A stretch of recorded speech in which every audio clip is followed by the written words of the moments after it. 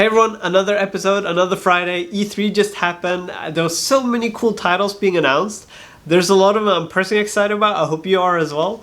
But there's a particular one that was about the Pokemon Shield and Sword. And there was a very cute character called Yamper and a very fun character that was Nessa. And I thought, how cool would it be to take those two and try to do a background if they were part of an animation? If you feel like you personally want to learn how to get a bit better at backgrounds or maybe try and paint more animated feel, I hope that this episode will have something for you that you can use in that endeavor. So let's start painting, shall we? On the previous video I got so many great questions. I kind of want to focus on this one from Taha Isat regarding how to create thumbnails or simplify things. And for me, I often find whenever I'm working in Photoshop, there's sometimes too many tools and too many options, and that tends to make things more complicated than you might want it. So by working in less tools and maybe a more simple medium like traditional sketchbook, which I did for this painting, I simply used just pen and a marker, and it really helped for me to simplify the process on its own. You know, I could just focus on what I actually wanted and not get too caught up in the tools and all the different options you have when you work in Photoshop.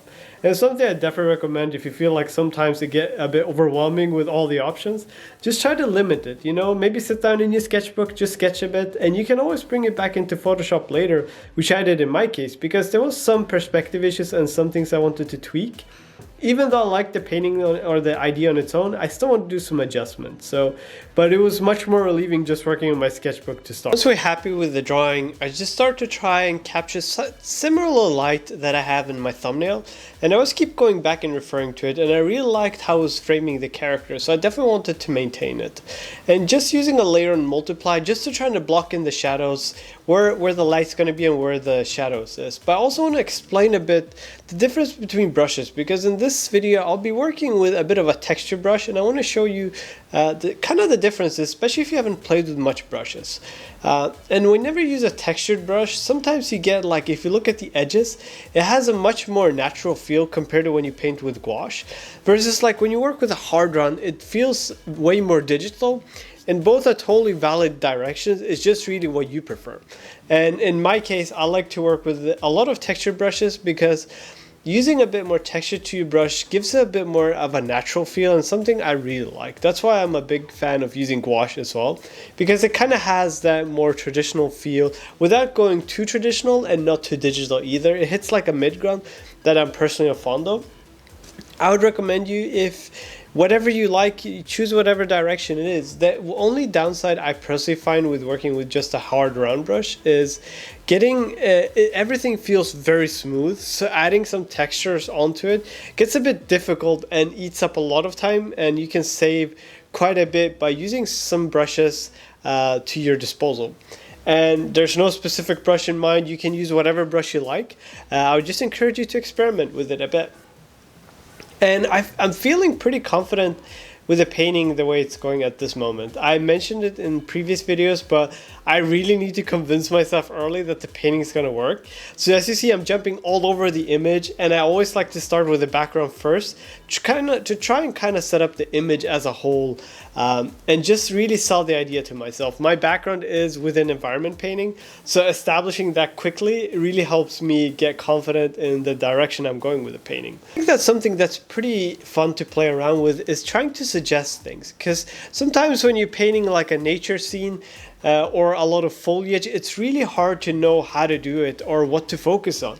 Because if you look at the bottom left, like when you look at a tree, there is so much details. But I just really like to group up the shapes and really just focus on some larger shapes and just try to find a way of suggesting it.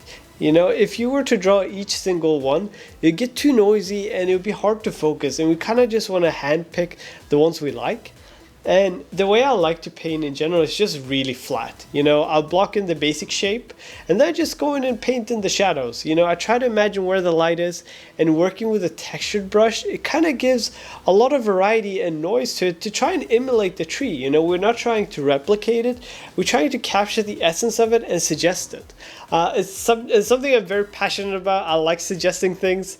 It probably is something I cover more in future videos, but it's just something I wanted to share, a bit of a side note, especially especially if you're painting foliage, because trying to do that individually can drive you slightly crazy. I've tried it. That's why I try to find a way of capturing the essence of it without having to paint each single leaf. So feeling pretty confident on the foreground section of the image. I'm starting to paint a bit on the background. And one thing that I try to do with this image as a whole is I try to stay zoomed out the whole time. And the reason for that is, again, because I wanted to capture a bit of a traditional feel. And whenever you work with traditional medium, you can't really zoom in or zoom out. You can walk away from your painting, but you can't really get much closer to it. So I try to keep it throughout the whole video and try to emulate that by not zooming in too much. And just to get a big overview throughout the whole painting while doing it. We're reaching the final part of the painting. At this point, my stress level is really low because I feel like I solved all the major issues and I don't have to worry too much. And it's kind of a fun stage in the painting. We're just doing the final touches. In my case, I like to really massage in the characters to make sure they're part of the scene because I left them for the later stage of the image. And I'm pretty excited for the new Pokemon. I hope you are as well. And I hope there's something in this video that you found interesting that you're able to take away in your own work. If there's other things you're wondering about, just be sure to let me know in the comment section below. I put up a new episode each Friday, so I'm always looking for inspiration for new videos and new ideas. And if you subscribe, you'll always be notified when the video comes out. So thank you so much for watching. I hope this was fun. I had a lot of fun making this video. And have a fantastic Friday or weekend. So I'll see you next time. Bye.